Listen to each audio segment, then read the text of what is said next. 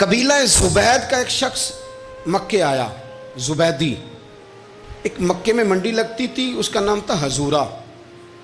یہ جو حضورہ منڈی تھی، اس منڈی پر ابو جہل کا قبضہ تھا۔ آج کل تو نہیں قبضہ ہوتا منڈیوں پر کسی کا، حضورہ نامی منڈی پہ نا ابو جہل کا قبضہ تھا۔ اونٹ بڑے خوبصورت تھے، شاندار تھے۔ اس نے کہا میں نے بولی دینی۔ ابو جہل نے اعلان کیا خبردار کوئی بولی نہ دے۔ بڑی دور تھا قبیلہ زبید، وہ آدمی واپس لے جا نہیں سکتا تھا، مجبور ہو گیا۔ ابو جہل کہنے لگا چوتھا حصہ قیمت دوں گا اور اونٹ تمہیں دے کے جانے پڑیں گے، یعنی اگر لاکھ کے ہیں تو 25,000 کے دو۔ بندہ بڑا پریشان ہوا، چودھریوں سے بات کی تو کہنے لگے بدماش بڑا ہے، ہم شریف لوگ ہیں۔ شریف اور بزدل میں، بزدلی کو شرافت کا نام نہ دو، پکی بات کر رہا ہوں، شریف اور بزدل میں شریف ضرور بنو پر بزدل نہ بنو۔ جی ہم جی شریف لوگ ہیں جی، وہ کیا مطلب؟ کوئی پاس نہ آیا، وہ بیچارہ نہ کونے میں بیٹھ کے رونے لگ گیا، کہنے لگا میں کدھر جاؤں یارو، میں واپس بھی نہیں لے جا سکتا، اور چوتھے حصے میں دے کیسے جاؤں، اتنا نقصان۔ وہ رو رہا تھا تو کہیں حضرت زید بن ارقم نے سن لیا۔ آپ فرمانے لگے کیوں روتا ہے؟ کہنے لگا یار میں نے تو اہل عرب کی تعریف سنی تھی، میرے ساتھ کھڑا ہی کوئی نہیں ہوتا۔ تو آپ فرمانے لگے تو نے عربی دیکھا ہی کب ہے؟ اگر کائنات کا حسین و جمیل عربی دیکھنا ہے تو جا حرم مکہ میں بیٹھا ہے، مکھ چند بدر شاہ شانی ہے تے متھے چمک دی لاٹ نورانی، کالی زلف تے اکھ مستانی، مخمور اکھی ہیں نا مد بریاں سبحان اللہ، ما اجمل کا ما احسن کا ما اکمل، کتھے مہر علی تے کتھے تیری ثنا، مشتاق اکھی کتھے جال۔ تو نے دیکھا کب ہے؟ اگر عربی دیکھنا ہے نا تو وہ بیٹھا ہے، جا کے حرم میں ٹیک لگائے، مظلوموں کے والی، غریبوں کے ماوا، رسول رحمت، ایک سادی سی چادر اوڑے حضور بیٹھے تھے۔ وہ زبیدی کہتا میں آیا، نبی کریم کو بات سنائی، حضور فرمانے لگے این الجمل کا، او کدھر ہے تیرے اونٹ؟ عرض کی حضور وہ وہاں ہیں۔ فرمایا چل نہ۔ حضور کوئی بولی نہیں لگا رہا، کوئی خرید نہیں رہا، ابو جہل گھنٹا پڑا اس کے ڈر سے سہم گئے۔ حضور فرمانے لگے چل نہ، میں بولی لگاتا ہوں۔ اور دیکھو نرخ بازار محبت کا انوکھا ہو گیا، خود خریداروں شامل آ کے مولا ہو گیا۔ نبی کریم نے حضرت سعد بن ابی وقاص کو بلایا، حضرت عمر کو، حضرت ابو بکر کو، مدد کے لیے نہیں۔ حضور فرمانے لگے میری جیب میں پیسے تھوڑے ہیں، ظاہری طور پہ تھوڑے ہیں، ورنہ تو کائنات کے خزانوں کی کنجیاں حضور کے پاس، تھوڑے تھوڑے پیسے دو بھی بولی دینی ہے۔ سب سے پیسے لیے چلو بولی لگانے چلے۔ حضور آئے، اللہ اکبر، یہ میرے رسول کا طریقہ ہے، آؤ ذرا تھوڑی دیر کے لیے سوچیں۔ ابو جہل بیٹھا ہے بڑی مسند پہ، قربان جاؤں مدینے والے حبیب۔ وہ زبیدی کہتا اس کے کپڑے مہنگے تھے، حضور کے سادے تھے، اس نے بڑی پگڑی باندھی تھی، حضور کی سادی تھی۔ کہتے ہیں وہ آنکھیں اٹھا کے بات کرتا، مدینے والے نبی آنکھیں جھکا کے بات کرتے۔ وہ بولتا جاتا، حضور تھوڑے تھوڑے سادے سادے ٹھہر ٹھہر کے جملے بولتے۔ کہتے ہیں نبی کریم علیہ السلام اس کے ساتھ آ کے حضور بیٹھ گئے اور فرماتے ہیں میرے رسول کریم نے اپنا جبہ سیدھا کیا، پگڑی کو حضور نے سیدھا کیا اور فرمایا چل لگا بھائی بولی۔ ایک اس نے لفظ بولے، پھر حضرت ابو بکر نے بولی دی، پھر حضرت عمر نے دی، پھر سعد بن ابی وقاص نے دی، پھر زید بن ارقم نے دی، پھر رسول کریم نے دی۔ وہ کہتا ہے جتنے میں بیچنا چاہتا تھا نبی پاک نے ڈبل میں میرے اونٹ خریدے، ڈبل میں اونٹ خریدے میرے رسول۔ سلام اس پر کہ جس نے دشمنوں کو بھی قبائیں دی، سلام اس پر کہ جس نے گالیاں سن کر دعائیں دی۔ اور میرے اعلیٰ حضرت کہنے لگے جاؤ جا کے اعلان کر دو، غم زدوں کو رضا مجدہ دیجئے کہ ہے بے کسوں کا سہارا ہمارا، بے کسوں کا سہارا، جاؤ غم زدوں کو رضا مجدہ دیجئے کہ ہے بے کسوں کا سہارا۔ رسول کریم صلی اللہ علیہ وسلم نے نا خریدا مال، اور حضور سید عالم وہاں سے نکلے، اور نکلتے وقت حضور فرمانے لگے ابو جہل تیری آج شکایت آئی ہے، آج کے بعد نہ آئے، مکہ سارا اس کے ساتھ ہے، حضور کی مخالفت ہو رہی ہے، 40 لوگ ہیں صرف کلمہ پڑھتے، اور دین کا کام دار ارقم میں قید ہو کے کرنا پڑتا ہے، لیکن جب ظالم کے خلاف نکلے ہیں تو پھر دار ارقم میں بند ہو کے نہیں، پھر میدان میں نکلے اور فرمایا آج کے بعد تیری شکایت نہ آئے۔ کہنے لگا جی بالکل نہیں آئے گی۔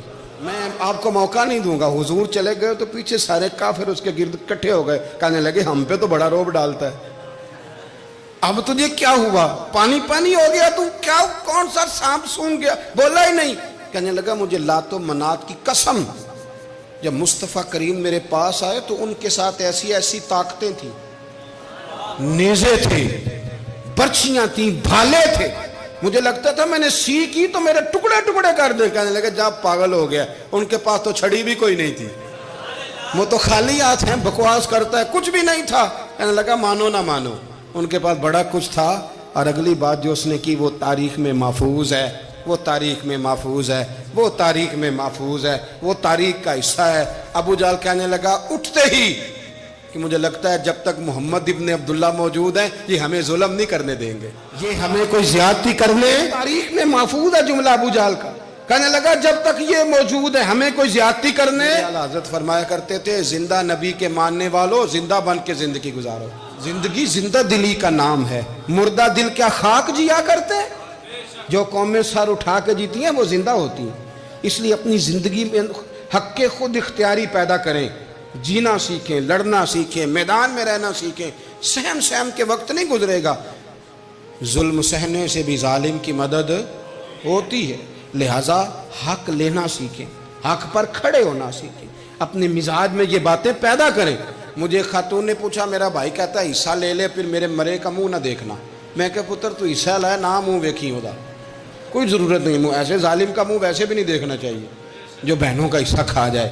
میں نے کہا تو منہ دیکھنے کی کوئی ضرورت, یہ کوئی بلیک میلنگ ہے. ابا کہتا ہے حصہ لے لو منہ نہ دیکھنا. میں کہا بالکل نہ ویکھی, تو بلکہ آنکھ میں ویکھنا بھی نہیں چاہتی, تو ادھر رکھ, اللہ رسول نے مقرر کیا میرا حصہ. کیا فلسفہ ہے ہمارا, جو بات غلط ہے اس پہ لوگوں کو بلیک میل کرتے ہو.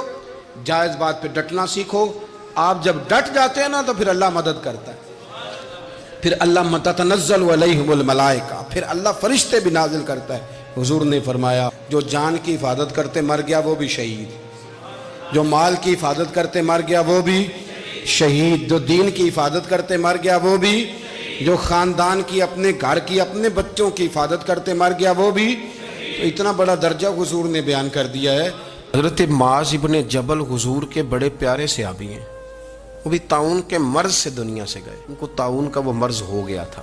حضرت ابو عبادہ بن جراح رضی اللہ تعالیٰ عنہ, نبی پاک علیہ السلام نے فرمایا یہ میری امت کا امین ہے, ان کو امین الامت کہا جاتا ہے.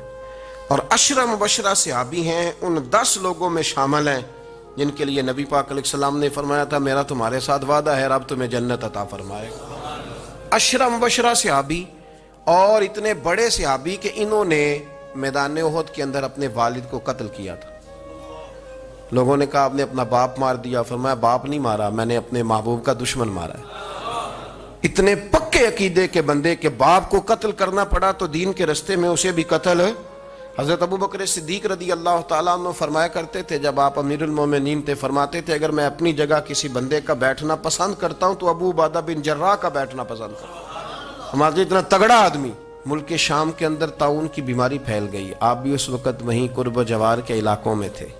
طاعون کا مرض پھیل گیا, لوگوں نے آپ سے کہا یہاں سے نکلیے, فرمایا نہیں نکلوں گا, اس لیے کہ میرے نبی پاک علیہ السلام نے فرمایا جہاں یہ وبا پھیل جائے وہاں سے نکلنا نہیں, جو وہاں ہوں وہ باہر نہ نکلیں اور جو باہر والے ہوں وہ وہاں اندر نہ جائیں. حضور نے اس احتیاط کا کہا ہے میں نہیں نکلوں گا. اور مسند امام احمد بن حنبل کی حدیث ہے, نبی پاک صلی اللہ علیہ وسلم نے فرمایا جو طاعون سے ڈر کے بھاگا وہ اس طرح ہے جس طرح اللہ کے رستے میں جہاد کو چھوڑ کے بھاگنے والا. اور فرمایا جو طاعون کی وجہ سے مر گیا اللہ اسے شہادت کا درجہ عطا کر دے گا. حضرت ابو عبادہ بن جراح امین الامت, فرمایا نہیں جاؤں گا. لوگوں نے کہا یہاں طاعون پھیل گیا ہے, تو فرمایا میرے رب کی قدرت ہے, اس کی حکمت ہے, اسے بھی تو پتہ ہے نا اس کا بندہ یہاں موجود ہے, تو پھیل گیا تو اس کی حکمت ہے, اس کی قدرت ہے. میں کہہ چکا ہوں کہ احتیاطی تدابیر ساری استعمال کریں, لیکن خوف کھانا, سوار کر لینا چیزوں کو دماغ پر, نفسیاتی ہو جانا, یہ معاملہ درست نہیں ہے. حضرت ابو عبادہ بن جراح مسجد میں نماز کے لیے جا رہے تھے تو رستے میں پھنسی نکلی اور مسجد میں پہنچنے سے پہلے وصال کر گئے.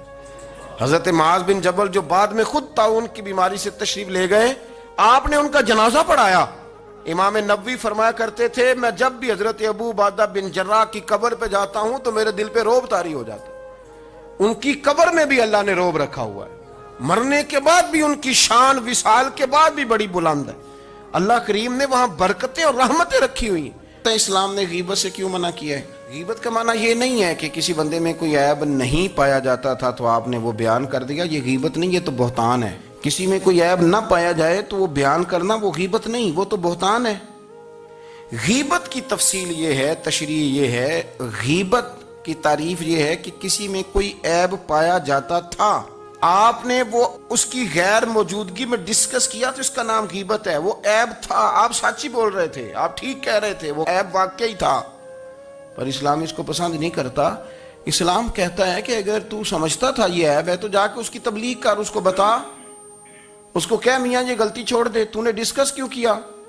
آپ کسی شخص کے پاس بیٹھیں اور کسی دوسرے آدمی کی تعریف کریں, آپ کہیں کہ بڑا اچھا ہے, بڑا بامروت ہے, مہمان نواز ہے, با اخلاق ہے, وعدے کو وفا کرنے والا ہے, دیانتدار ہے, سچ بولتا ہے, آپ تعریفیں کریں.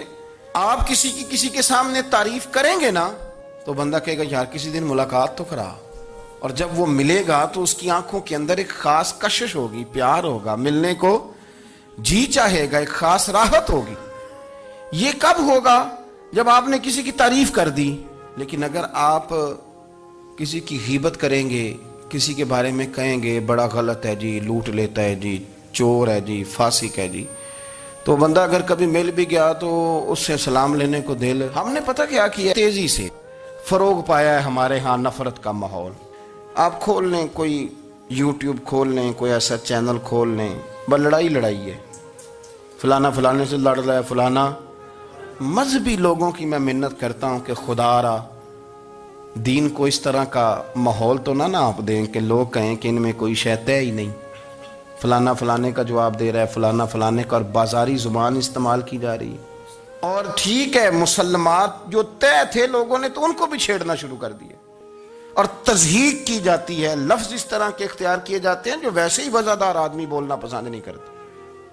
کیا آپ اپنی شکل دکھا رہے ہیں کفر کو کہ یہاں نفرت ہی نفرت ہے, اور وہ باتیں جن کو بالکل چھیڑنا نہیں چاہیے تھا ان پر بھی آپ کلام کرتے ہیں.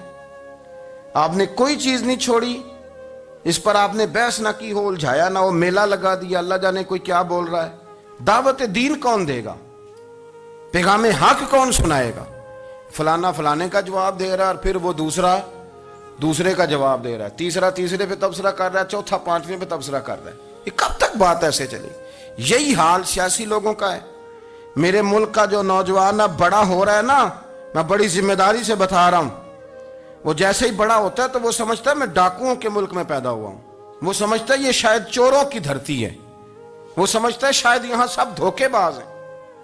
ہم اس طرح سے نچوڑ کے لوگوں کے دلوں میں نفرت بھری ہے, نچوڑ کے, کہ لوگ سمجھنے لگے اس ملک میں تو کوئی بندہ دیانتدار ہے ہی نہیں, کوئی بندہ اچھا ہے ہی نہیں, کوئی بندہ نیک ہے ہی نہیں. مذاق اڑ. ایک صاحب میرے پاس آئے ہوئے تھے, کہنے لگے پیر صاحب 11 سال ہو گئے پولیس کی نوکری کرتا ہوں, 1 روپیہ رشوت نہیں لی. وہ چلا گیا, میں نے اسے تھپکی دی تو وہ نکلا ہے, تو ایک بندہ کہنے لگا سب انہیں جو ہوتے نہیں نہ سکتا.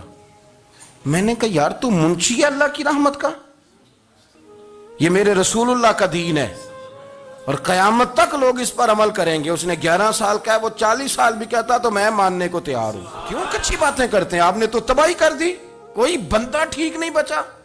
ایسے میلہ لگا ہوا ہے, اس دھرتی کو آپ برا کہتے ہیں, اس کو چوروں کی اور ڈکیت کی اور فراڈ لوگوں کی آپ دھرتی کہتے ہیں. یہ وہ دھرتی ہے جس نے داتا گنج بخش علی حجویری جیسے لوگ رکھے ہوئے ہیں. یہ وہ دھرتی ہے جہاں بابا فرید جیسے لوگ بستے ہیں. کیا بات کرتے ہیں صاحب, یہ اتنے بزرگ ترین لوگ یہاں بستے ہیں اور آپ کیا بات کرتے ہیں؟ دیکھیں میں بالکل ہی غیر سیاسی اور غیر جانبدار رہتا ہوں ملکی معاملات میں, لیکن جس شخص نے پاکستان کو ایٹمی قوت بنانے کے لیے, اب تو بڑی عمارت ہو گئی ہے, غربت میں جس بندے نے کام شروع کیا تھا کہ ایٹمی طاقت بن جائے, اس نے کوئی کام کیا کہ نہیں کیا؟ آپ کو پاورفل بنایا کہ نہیں بنایا؟ کبھی تبصرہ ہوتا ہے اس پر بھی؟ ہمیں لاکھ اختلاف صحیح, ہم بھی بات کرتے ہیں مخالفت میں, لیکن تباہی نہیں اتار دی ہم نے, توہین کر کر کے, نفرت پھیلا پھیلا کے. اس سے پہلے جو حکومت گئی, ایسا نہیں ہے کہ انہوں نے کوئی کام بھی ایسا نہیں جو اچھا نہ کیا ہو. ایسا نہیں ہے. میں ملک بھر میں سفر کرتا رہتا ہوں, میں دیکھتا ہوں بہت ساری جگہیں ایسی ہیں, بہت سارے دیہات ایسے ہیں جس میں بڑے بڑے شاندار روڈ بنائے گئے, کام کیا گیا. ان کی 99 خامیاں اپنی جگہ پر, خوبی کا بھی تو ذکر کریں. یہی حال اس گورنمنٹ کا ہو رہا ہے. لاٹھ لے کے لوگ ہیں, یہ بھی گندا وہ بھی گندا. یہ آپ کس طرح کی بات کر رہے ہیں؟ آپ نے تو ملک کو یہ نام دے دیا ہے کہ یہاں کوئی اچھا انسان بستا ہی نہیں. مولوی ہیں تو سارے برے ہیں, پیر ہیں تو سارے برے ہیں. کیا بات کرتے ہیں صاحب؟ یہ میرے رسول اللہ کی قوم ہے, یہ نبی پاک کی امت ہے, اور حضور نے فرمایا میری امت کبھی گمراہی پر جمع نہیں ہوگی. یہ نہیں ہو سکتا سارے لوگ ہی غلط ہو جائیں. لیکن ہم نے تباہی اتار دی. جس کے ہاتھ میں سپیکر آتا ہے وہ سب کی پگڑیاں اچھالنا ضروری سمجھتا ہے. جس کے ہاتھ میں قلم آتا ہے وہ کہتا ہے چونکہ میں لکھ رہا ہوں تو میں اکیلا ٹھیک ہوں, باقی سارے غلط ہیں. محبت کو فروغ دیں, پیار کریں, اخوت کا رنگ دیکھیں. حاتم طائی کی بیٹی مجرم بن کے آئی تھی, مجرم بن کے, کلمہ نہیں پڑھتی تھی, اور اس کو سامنے کھڑے کر کے میرے نبی پاک نے فرمایا تیرا باپ کلمہ نہیں پڑھتا تھا پر اس میں عادتیں اچھی پائی جاتی تھیں, اس کی صفات ٹھیک تھیں. یعنی حضور تعریف کر رہے ہیں, نبی پاک تعریف, اور ہماری زبان گونگ ہو جاتی ہے تعریف کی دفعہ. جو میری بات مان گیا وہ بندہ ٹھیک ہے, اور جس نے میری بات نہیں مانی وہ بندہ درست ہے. یہ گونگ ہو جاتا ہے ہمارا مزاج. اپنی زندگی میں اچھے الفاظ ادا کر.